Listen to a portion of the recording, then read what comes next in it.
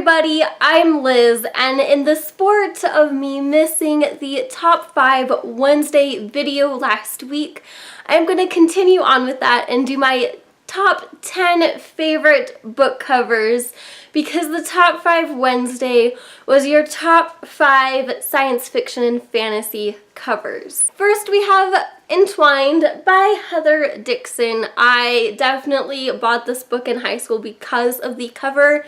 It's really beautiful, and this book is a high fantasy novel about 12 princesses who lose their mother, and as they're dealing with the grieving process, they really seek an escape from their sorrows and also society's restrictions on them for their grief. So when a mysterious man called the Keeper extends an invitation to his silver forest, they jump at the chance, even though he's a shady guy and obviously he is going to ask for things in exchange, and they're going to have to deal with the consequences of their actions. Next we have The Body Institute by Carol Riggs, and I'm immediately drawn to the book cover because there's a blue brain with a grayscale type cover, and being a psychology major, brains are very interesting for me, so obviously I was a bit biased with this cover. But the story is a science fiction novel that takes place with a girl named Morgan who works for the Body Institute, and this is an institution where your mind gets swapped with another person as you help them lose weight. This book has a lot of the Body Snatchers themes in it, as it centers around what makes you you, whether it's your mind, your body, or both, and Morgan really has to deal with it when she finds out that this mind swapping process is not exactly as easy or as straightforward as she was originally told. The next book I have is Tankborn by Karen Sandler. This cover is just so breathtaking.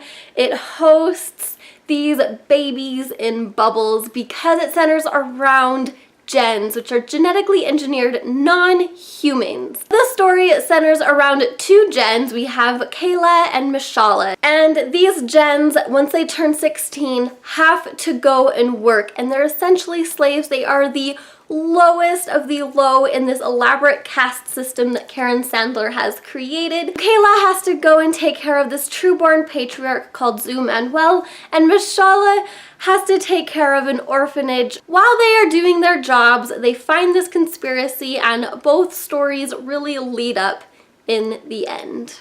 The next book I have is The Kiss of Deception by Mary E. Pearson. I also love the sequel, which is The Heart of Betrayal. Both book covers are absolutely stunning, and the elements of each cover are actually present in the story themselves. If you haven't heard about this book series, it is a high fantasy novel that centers around a girl named Leah, who is a princess of the Kingdom Morrigan, and she is betrothed to the Prince of Dalbreg. However, she doesn't want to get married, and she's never met him in her life, so she decides to flee with her handmaiden and best friend Pauline. Basically, both kingdoms are very ticked off, and the prince goes to try to find her. However, also the Third Kingdom, Venda, sends out an assassin to kill her so that the union of Dalbreg and Morgan cannot take place. The next book I have for you is Freak of Nature by Julia Crane.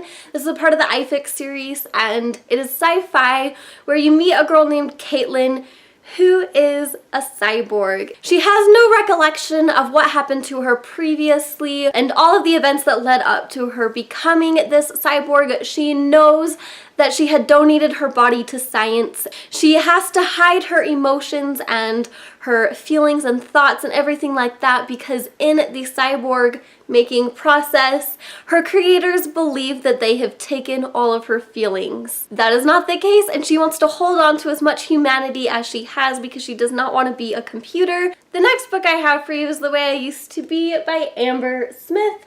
And I just absolutely love the dandelions. I was very drawn to this cover when I saw it at the bookstore. This is a contemporary story of a girl named Eden who gets raped, and all of the events taking place after the fact It's kind of this down spiral of a story that eventually leads to her own recovery, but it takes a very, very long time to get there. She gets raped as a freshman, and then it follows her through her freshman all the way until her senior year when she's finally able to talk about what happened to her. The next story I have is Esperanza Rising by Pam Munoz Ryan, and I'm sorry if I said that wrong. Anyway, this is a book that I read as a child, and is probably one of the first books I read solely based on the beautiful cover, but the story itself is very interesting. So this takes place where the main character is named Esperanza, and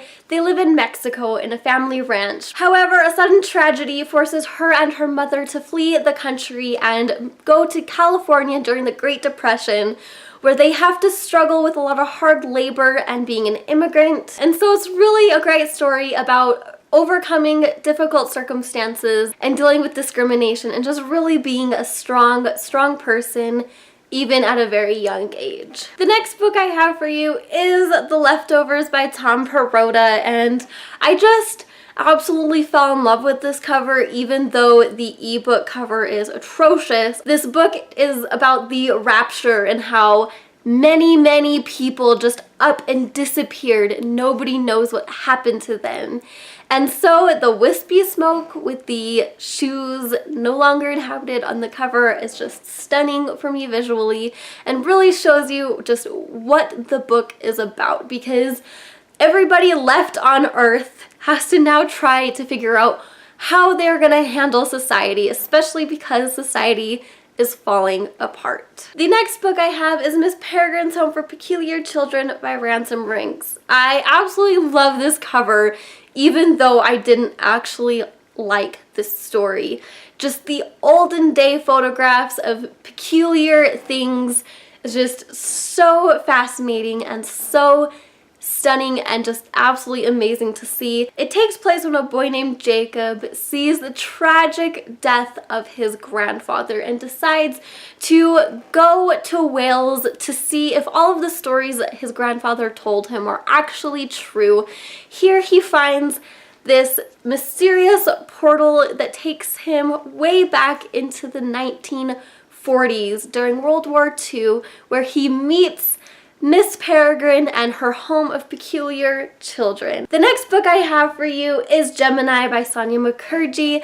This book takes place where the main characters are conjoined twins. We have Clara and Haley. They both have very distinct personalities and they live in a small town in California. They are reaching their last year of high school and they want to move on to college, especially Haley, who is an artist and really wants to go to an art school. Not only does this book show you the great sisterly and familial bonds and friendship of the story, it also shows you the constraints medically about being a conjoined twin and the risks about separation. And then obviously it talks about love and how you can go about a relationship being a conjoined twin, as both Haley and Clara have decided that they wanted to ask a boy out to the Sadie Hawkins dance for the first time. And so there you have my 10 favorite book covers. Please let me know in the comments down below what are some of your favorite book covers. Thank you guys so much for watching. Please like, comment, subscribe, all that jazz, and I hope to see you next time. Goodbye!